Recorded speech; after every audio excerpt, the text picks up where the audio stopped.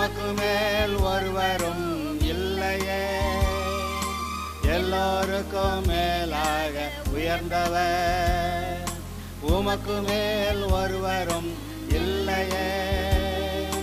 அல்லேலூயா அல்லேலூயா அல்லேலூயா ஆமென். அல்லேலூயா அல்லேலூயா அல்லேலூயா ஆமென்.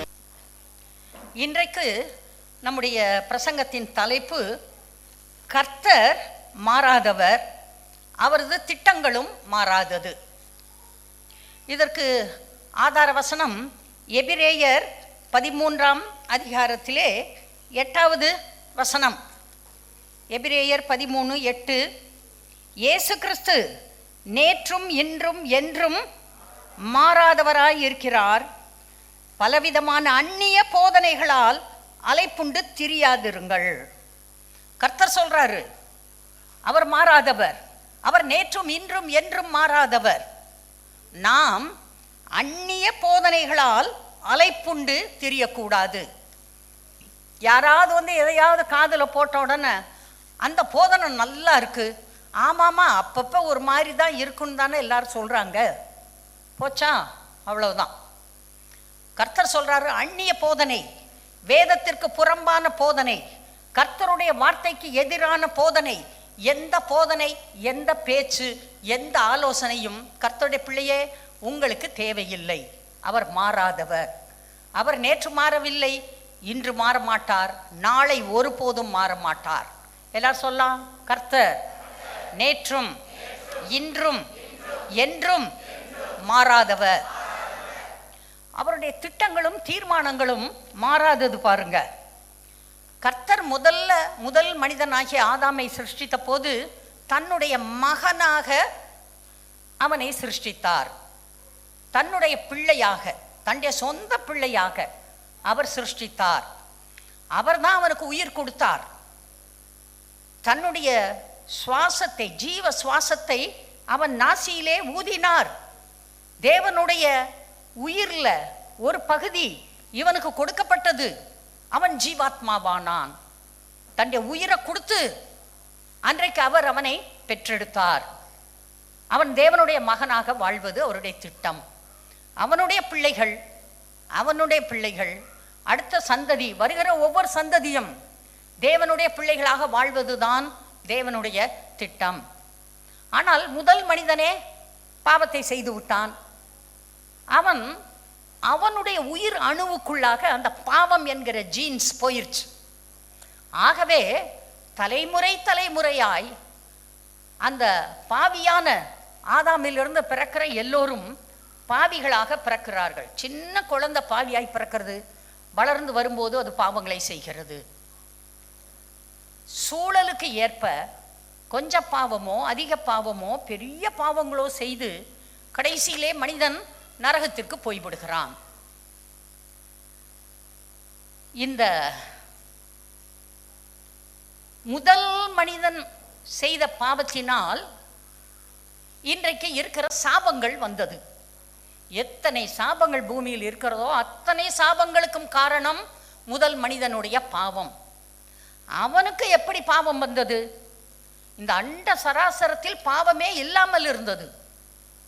பாவம் இல்லாதிருந்த இந்த யூனிவர்ஸ்ல முதல் முறையாக பாவத்தை தேடி கண்டுபிடித்து செய்தவன் பிசாசு. அவன் பாவம் செய்தான்.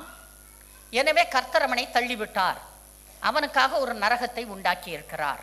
கர்த்தர் சொல்லி இருக்கிறாரு, என் பின்னால வா, உனக்கு பரிகாரம் செய்கிறேன், நீ நான் வாழ்கிற பரலோகத்துக்கு வரலாம். ஆனால் எந்த மனிதர்கள் எல்லாம் பாவத்தை கைவிட விருப்பமில்லை, இயேசு வேண்டாம் என்று நிராகரிக்கிறார்களோ அத்தனை பேர்களும் அவன் போகிற நரகத்திற்கு போகிறார்கள்.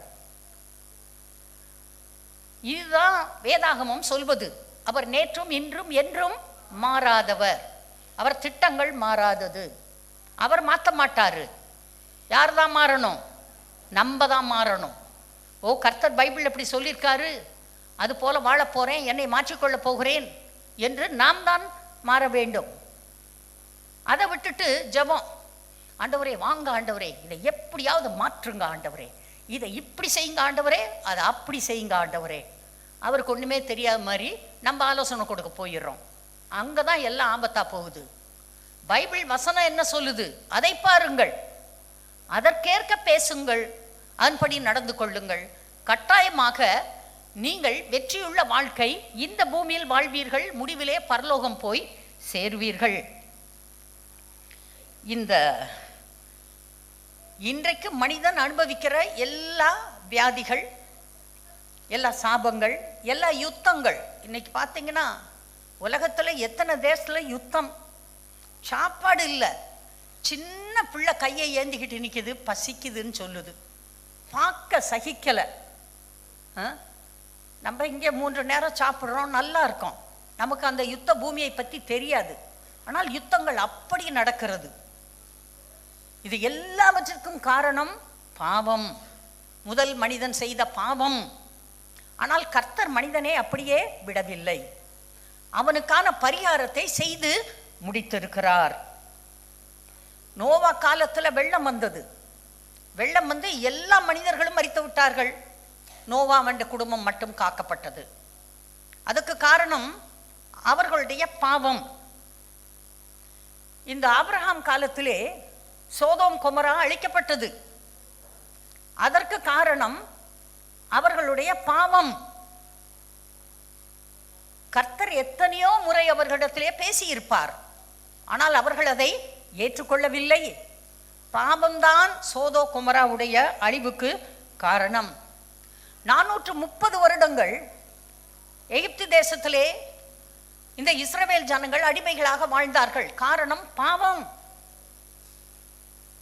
பாவத்தினால் வந்த அந்த ஒரு பரிதாபமான நிலைமை. 70 வருடம் பாபிலோன் தேசத்திலே போய் இவர்கள் யுத்த கைதிகளாக வாழ்ந்தார்கள். காரணம் பாவம். இன்றைக்கு மனிதர்கள் எல்லா பாவங்களையும் செய்துவிட்டு என்ன சொல்றாங்க? கர்த்தர் என்னைய சோதிக்கிறார், கர்த்தர் என்னைய சோதிக்கிறாரு. இவங்களுக்கு ஒரு பாடு வந்தோன்னா கர்த்தர் இவங்களை சோதிக்கிறாராம். அப்படி கிடையாது. எங்கோ என்னிடத்திலே ஏதோ பாவம் இருக்கிறது, என்ன அதை கண்டுபிடிச்சு அதை நீக்கணும்.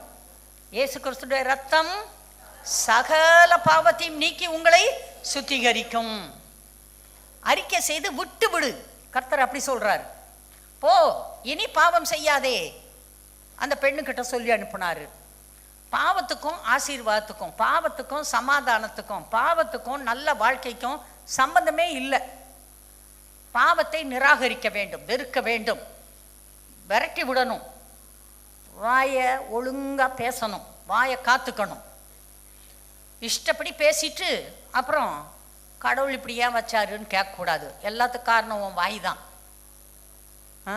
வாயை காத்துக்கொள்ள வேண்டும்.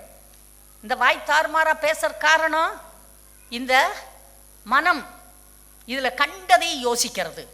கர்த்தர் சொல்றாரு, உண்மையுள்ளவைகள் எவைகளோ, ஒழுக்கம் உள்ளவைகள் எவைகளோ, நீதியுள்ளவைகள் எவைகளோ, கற்புள்ளவைகள் எவைகளோ, புண்ணியம் எதுவோ, புகழ் எதுவோ அதையே சிந்தித்து கொண்டு இரு. பைபிள் தான் சொல்லுது, அதையே யோசி. அதை விட்டுட்டு குறுக்கு பாதையில் எப்படி முன்னுக்கு வர்றது, எப்படி அதை பண்றது இதை பண்றது, அதெல்லாம் வேண்டாம். கர்த்தர் சொல்றது போல ஒழுங்கான சிந்தையை சிந்தித்து ஒழுங்கான வார்த்தைகளை பேசும்போது உங்களுக்கு வெற்றி உண்டு. அவர் மாறாதவர், அவர் நேற்றும் இன்றும் என்றும் மாறாதவர், அவர் மாற மாட்டார். நீங்கள் தான் மாற வேண்டும். உங்களுக்கு என்ன வேண்டும் என்றாலும் அவர் கொடுப்பதற்கு ஆயத்தம். இல்லாததை கேட்டாலும் உருவாக்கி கொடுக்கிற கர்த்தர். ஆனா நீங்கள் மாறினீர்களா? கடவுளுக்கு பிரியமாய் மாறினீர்களா? ஒழுங்காக அவரை விசுவாசிக்கிறீர்களா? கர்த்தர் சொல்லுகிறது போல வாழ்கிறீர்களா? கர்த்தர் சொல்றார், கொஞ்ச நேரம் வாயை மூடு. அது மட்டும் எனக்கு முடியாது, எப்படியோ தெரியல, நினைக்கிறதுக்கு முன்னால பேசிடுறேங்க. ஏன் பேசுற? கர்த்தர் சொல்றார், வாய் மூடுன்னு சொல்றாரு. என்னை போல பேசு, என்னை போல சிந்தி. நம்முடைய வாயின் வார்த்தைகள் கர்த்தருக்கு பிரீதியாயிருப்பதாக. சங்கீதக்காரன் பாடுறான் பாருங்க, கர்த்தாவே என் வாயின் வார்த்தைகள் உமக்கு பிரீதியாய் இருப்பதாக, உமக்கு பிரியமாய் இருக்கட்டும். இருக்குதா? உங்களுடைய வாயின் வார்த்தைகள் கர்த்தருக்கு பிரியமாய் இருக்கிறதா? Are are you going to please the human beings? மனிதர்கள், அவர்களை சந்தோஷப்படுத்தணும், அவங்க முன்னால நல்ல பேர் வாங்கணும், நான் கௌரவமா நிக்கணும், எனக்கு பெருமை சேர்க்கணும். No, put an end to all those things. கர்த்தருக்கு இடம் கொடுங்க, அவரை கனம் பண்ணுங்க. என்னை கனம் பண்ணுகிறவர்களை நானும் கனம் பண்ணுவேன். பைபிள் அப்படிதான் சொல்லுது. அவரை கனம் பண்ணாதவர்கள் கனவீனம் அடைவார்கள். அவர் கனவீனம் பண்ண மாட்டார், அவங்களே அடைஞ்சுக்குவாங்க. அதான் கர்த்தருடைய வார்த்தை சொல்லுவது. அவரை எப்படி கனம் பண்ணுவது? அவருக்கு கீழ்ப்படிந்து அவருடைய வார்த்தைகளை ஏற்றுக்கொண்டு அவரை போல பேசி அப்படி வாழ்வதுதான் கர்த்தருக்கு கனமானது. அன்பானவர்களே, கர்த்தருக்கு கனத்தை கொடுங்க. அவர் மாறாதவர். நீங்க எத்தனை குட்டிக்கரணம் போட்டாலும் அவர் மாற மாட்டார். நாம் தான் மாற வேண்டும், அனுதினமும் மாற வேண்டும், கிறிஸ்துவை போல மாற்றிக்கொள்ள வேண்டும் நம்மை. பரிசுத்த ஆவியை பெற்றதற்கு பிறகு பேதுரு ஒரு பிரசங்கம் பண்றான். இப்ப எல்லாரும் அப்போஸ்தலர் நடபடிகள் திருப்பிக்கங்க உங்க பைபிள்ல.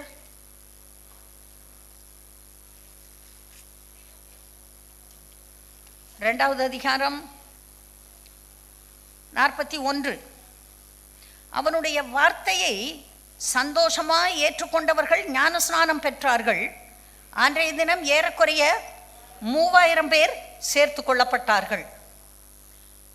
இந்த பேதுரு பயந்து நடுங்குறான். அந்த அரண்மனையில போய் இவரை அறியேன் அப்படின்னு சொன்னான். அவரை சபிக்கவும் சத்தியம் பண்ணவும் தொடங்கினான் என்று வாசிக்கிறோம். மறுதலித்தான். அவருடைய அவனுடைய பெஸ்ட் ஃப்ரெண்டு இயேசுநாதர் தான். அவர் கூடவே நடந்தான், அவர் கூடவே தூங்கினான், அவர் கூடவே சாப்பிட்டான். அந்த குடும்பத்துக்கு வேண்டிய பொருளாதாரத்தை இயேசுநாதர் தான் கொடுத்தாரு. ஒரு ஆம்பளை இயேசுநாதர் வேலையை செய்ய போயிட்டேனாக்கா அங்கே வீட்டில் இருக்க பொம்பளையாள், அங்கே இருக்க பிள்ளை குட்டிகள்லாம் என்ன செய்யும்? எல்லாம் வயிற்றில் சிலுவை போட்டு சும்மா தூங்குமா? அதுக்கு சாப்பாடு வேணும்ல, அதுக்கு துணி வேணும்ல, அதுக்கு வாடகை கொடுக்கணும்ல. அதுக்கெல்லாம் யார் காசு கொடுக்கறது? யார் வேலையை செய்ய இவன் போனானோ அவர் தான் கொடுத்தாரு. அவன் ஒருவனுக்கு மட்டுமல்ல, கூட 12 பேர் இருந்தாங்க. 12 பேர் குடும்பத்துக்கும் இவர் தான் சாப்பாடு போட்டார். அது மட்டுமல்ல, இன்னும் எத்தனையோ சீஷர்கள் அவருக்கு பின்னால் சென்றார்கள். அத்தனை பேருக்கும் அவர் நன்மை செய்தார். அவர் ஒரு குடும்பத்தை கூட கெடுக்கல. அவர் நல்லவர், நன்மை மட்டும் செய்தார். எல்லாருக்கும் அவர் நன்மை செய்தார். இந்த பேதுரு அப்படியெல்லாம் நடந்தான். எல்லாம் அவர் மரித்து உயிர்த்து விட்டார். இருக்க 4 பேரையும் கூட்டிட்டு மீன் பிடிக்க போயிட்டான். நான் மீன் பிடிக்க போகிறேன் அப்படின்னு அவன் சொன்னான். கூட இருந்தவன்லாம் என்ன சொன்னான்? நாங்களும் வருகிறோம். அழைப்பு என்ன ஆச்சு? எல்லாத்தையும் மறந்துட்டான். கர்த்தர் சொன்னாரு, எங்கேயும் போகக்கூடாது, மேல் வீட்டில் ஏறு, உக்காரு, நான் பரிசுத்தாவினாலே உன்னை நிரப்புவேன், அதுவரை நீ காத்துரு. அதே போல அதற்கு பிறகு போய் அவர்கள் காத்திருந்தார்கள். பெந்தைக்கோஸ்தே என்ற நாள் வந்தது. அன்றைக்கு வானத்திலிருந்து பரிசுத்த ஆவியானவர் பெரிய சத்தத்தோடு முழக்கத்தோடு இறங்கி இவர்களை நிரப்பினார். இவர்கள் உட்கார்ந்திருந்த வீடு முழுவதும் நிரம்பிற்று. இவர்கள் பரிசுத்தாவிலே நிறைந்தார்கள். அபிஷேகம் பெற்ற அன்றே போய் இவன் பிரசங்கிக்க ஆரம்பிக்கிறான். அன்றைக்கு எத்தனை பேர் சேர்க்கப்பட்டார்கள்? 3000 பேர் ரட்சிக்கப்பட்டார்கள், சபையில் சேர்க்கப்பட்டார்கள். பரிசுத்தாவின் அபிஷேகம் இல்லாமல் ஒன்றும் நடக்க போவது இல்லை. உங்களுடைய வாழ்க்கையிலே வெற்றி பரிசுத்தாவின் அபிஷேகத்திலே நீங்கள் நிறைந்திருக்கும் போது வரும். நம்முடைய பலவீனங்களிலே நமக்கு உதவி செய்கிறவர் பரிசுத்த ஆவியானவர்.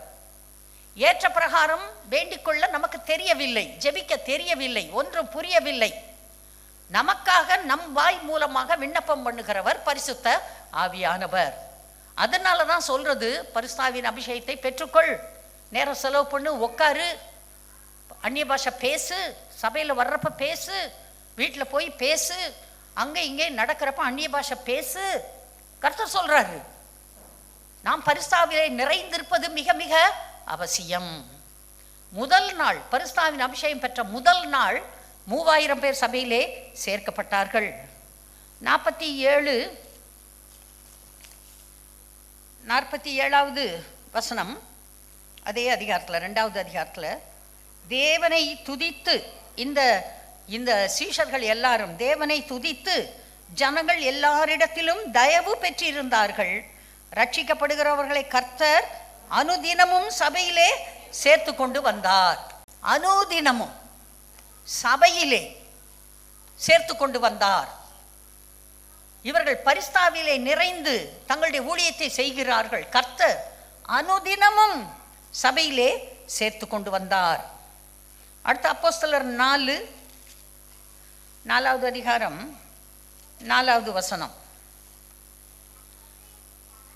வசனத்தை கேட்டவர்களில் அநேகர் விசுவாசித்தார்கள். அவர்கள் தொகை ஏறக்குறைய 5000 இருந்தது. 5000 பேர் வசனத்தை ஏற்றுக்கொண்டார்கள், ரட்சிக்கப்பட்டார்கள். பரிசுத்தாவிலே நிறைந்து இவர்கள் ஜெபித்துக் கொண்டிருக்கிறார்கள், ஊழியம் செய்து கொண்டிருக்கிறார்கள், பிரசங்கித்துக் கொண்டிருக்கிறார்கள். வசனம் சொல்லுகிறது 5000 பேர் ரட்சிக்கப்பட்டார்கள். 4வது அதிகாரம் 32 பாருங்க. 32, விசுவாசிகளாகிய திரளான கூட்டத்தார் ஒரே இருதயமும் ஒரே மனமும் உள்ளவர்களாய் இருந்தார்கள். எவ்வளவு பெரிய கூட்டம்! திரளான கூட்டத்தார். இப்ப முதல்ல 3000 சொன்னாங்க, 5000 சொன்னாங்க, இப்ப திரளான கூட்டத்தார். பரிசுத்தாவி அபிஷேகம் பெற்ற பிறகு சபை அப்படி வளர்கிறது. திரளான கூட்டத்தார் அங்கே சேருகிறார்கள். அடுத்தது அப்போஸ்தலர் 5:14, திரளான புருஷர்களும் ஸ்திரீகளும் விசுவாசம் உள்ளவர்களாகி கர்த்தரிடமாக அதிகமாய் சேர்க்கப்பட்டார்கள். சொல்லலாம், அதிகமாய். சில நேரத்தில் சிலர் சொல்லி பார்த்துருக்கேன் நான், பெண்கள் கூட்டம் தான் பெருசா இருக்கு, ஆண்கள் கூட்டமே இல்லை, 4 பேர் தான் உட்கார்ந்துருக்காங்க. அப்படி இல்லை. பைபிள் சொல்லுகிறது திரளான புருஷர்களும், அநேக ஆண்கள் ரட்சிக்கப்பட்டார்கள், புருஷர்கள் ரட்சிக்கப்பட்டார்கள். குடும்பம் நன்றாக இருப்பதற்கு ஆண் ரட்சிக்கப்பட்டு ஒழுங்காக குடும்பத்தை நடத்துவது முக்கியம். பைபிள் ஃபுல்லா பெண்கள் பேரு பிரமாதமா போடப்படலை. இந்த ஆணுக்குள்ளதான் அந்த பெண்ணும் இருக்கிறா. அதனால கர்த்தர் ஏதோ பெண்களை சும்மா அவங்கள விட்டுட்டாரு, இவங்கள உபயோகிக்கிறது இல்லை, இவங்க உதவாக்கற அப்படின்னு நினைக்கக்கூடாது. அந்த ஆண் ஒழுங்காக இருக்கும்போது அவனுக்குள்ளே இருக்கிற அந்த பெண்ணும் ஒழுங்காக தான் இருக்கிறா. அதனால அந்த பெண்களுடைய பேர் அதிகமாக சொல்லப்படவில்லை. ஆனாலும் அதையும் மீறி சொல்லப்பட்ட பெண்கள் எக்கச்சக்கம் இருக்கிறார்கள். ஊழியத்தை செய்த பெரிய பெரிய பெண்கள் பைபிள்லேயே எழுதப்பட்டிருக்கிறார்கள், பழைய ஏற்பாட்டிலே எழுதப்பட்டிருக்கிறாங்க, புதிய ஏற்பாட்டிலே எழுதப்பட்டிருக்காங்க. சரித்திரம் சொல்லுகிறது பெரிய பெரிய அற்புதங்களை செய்த கேத்ரின் குல்மேன், அப்புறம் ஒரு எட்டர் என்கிற உட்வர்த், எம்மா உட்வர்த் அப்படின்ற எட்டர் என்று சொல்லுகிற ஒரு பெண், இவர்களுடைய கூட்டங்களில் நடந்த மிராக்கிள்ஸை வாஸ்து பார்த்தா ரொம்ப அற்புதமாக இருக்கிறது.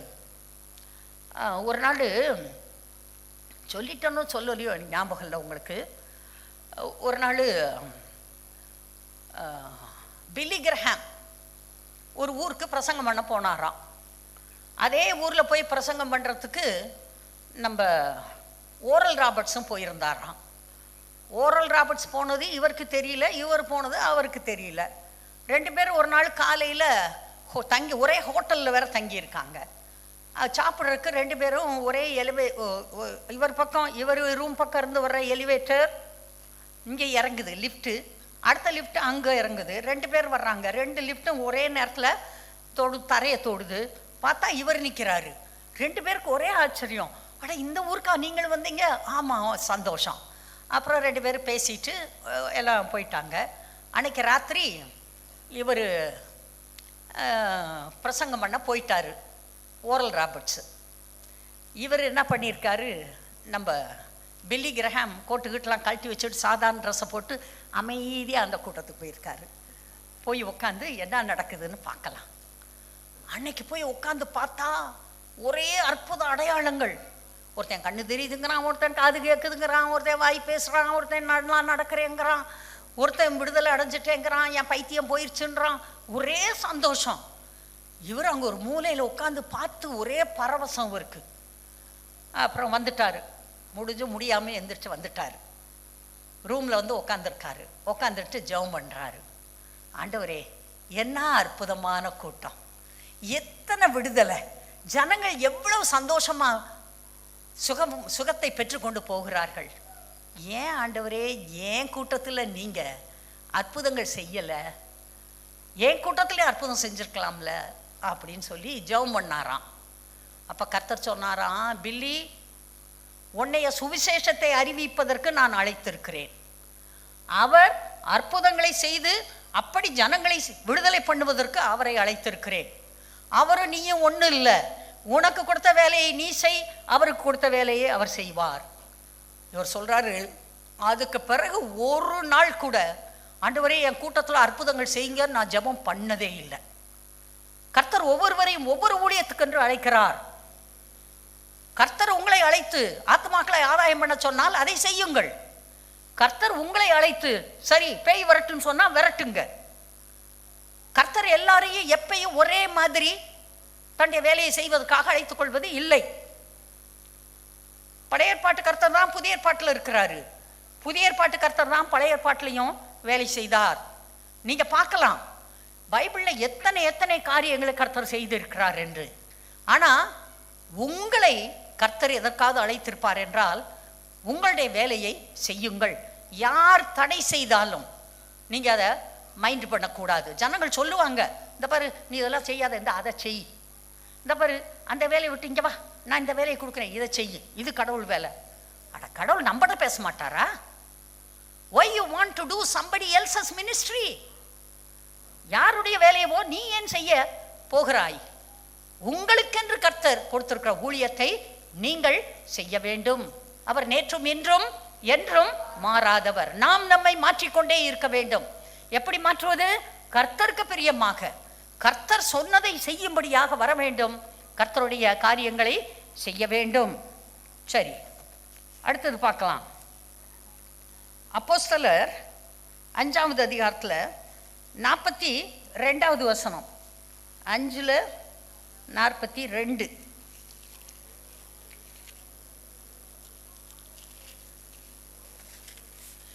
தினந்தோறும் தேவாலயத்திலேயும் வீடுகளிலேயும் இடைவிடாமல் உபதேசம் பண்ணி இயேசுவோ கிறிஸ்துவென்று பிரசங்கித்தார்கள்.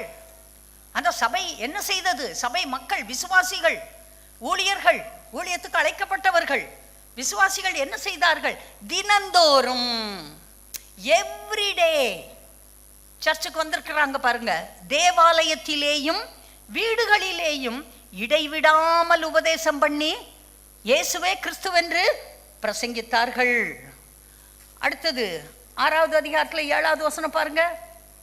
தேவ வசனம் விருத்தி அடைந்தது, சீஷருடைய தொகை எருசலேமில் மிகவும் பெருகிற்று, ஆசாரியர்களில் அநேகரும் விசுவாசத்துக்கு கீழ்ப்படிந்தார்கள்.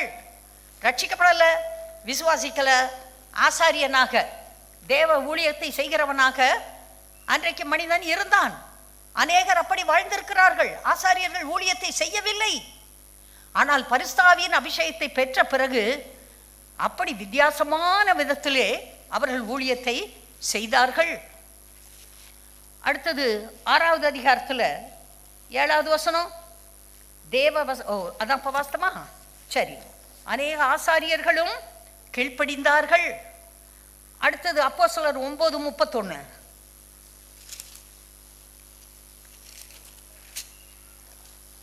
9:31. அப்பொழுது யூதேயா, கலிலேயா, சமாரியா நாடுகளில் எங்கும் சபைகள் சமாதானம் பெற்று பக்தி விருத்தி அடைந்து கர்த்தருக்கு பயப்படுகிற பயத்தோடும் பரிசுத்த ஆவியின் ஆறுதலோடும் நடந்து பெருகின. முதல்ல எருசலேம்ல மட்டும் ஏதோ நடந்துகிட்டு இருந்துச்சு. எருசலேமை சுற்றி சின்ன சின்ன ஊர்களில் ஏதோ நடந்தது. இப்போ பார்த்தாக்க யூதேயா பகுதி முழுவதும், கலிலேயாவெங்கும், அங்கே சமாரியா பக்கத்தில் இருக்க நாடுகள் எல்லாவற்றிலும் சபைகள் சமாதானம் பெற்று பக்தி விருத்தி அடைந்து கர்த்தருக்கு பயப்படுகிற பயத்தோடும் பரிசுத்த ஆவியின் ஆறுதலோடும், பரிசுத்த ஆவியானவர் பெரிய ஆறுதலை கொடுக்கிறவர், அந்த ஆறுதலோடும் நடந்து பெருகின. அது மட்டுமல்ல, நீங்க 10வது அதிகாரத்தில் 45, 46வது வசனத்தை வாசிக்கிறப்ப அங்கே கொர்நேலியு என்ற புறஜாதி மனிதன், அவன் ஒரு அதிகாரி, அவன் சிறந்த போர் வீரன், வேறு தேசத்தை சேர்ந்தவன், வேறு மதத்தை சேர்ந்தவன், அவன் வேறு வேலைக்காக இங்கே வந்து குடியிருக்கிறவன். அவனை கர்த்தர் சந்தித்தார். அவனும் அவன் வீட்டாரும் அவனுடைய நண்பர்களும் உறவினர்களும் கூடி வந்து உட்கார்ந்து பேதுரு சொல்லுவதை கேட்பதற்காக காத்திருந்தார்கள். பேதுரு வந்து பிரசங்கித்தான். அன்றைக்கு அங்கே இருந்த புறஜாதிகள் எல்லோரும் ரட்சிக்கப்பட்டார்கள். புறஜாதிகளுக்கு சுவிசேஷம் அறிவிக்கப்பட்டது. அடுத்து 9வது அதிகாரம் நீங்க வாசித்தா பவுல் ரட்சிக்கப்படுகிறான். பவுலை பத்தி தெரியும், பெரிய பணக்காரன், பெரிய கோடீஸ்வரன். அவன் அன்னைக்கு ரோம பிரஜையா இருந்தான், கிரீன் கார்டு வச்சிருந்தான். அவன் பெரிய ஞானமுள்ளவன், கமாலியேல் என்று சொல்லக்கூடிய ஒரு பெரிய ப்ரொஃபஸருக்கு கீழே உட்கார்ந்து படிச்சவன், ரொம்ப கெட்டிக்காரன். கர்த்தர் அவனை சந்தித்தார்.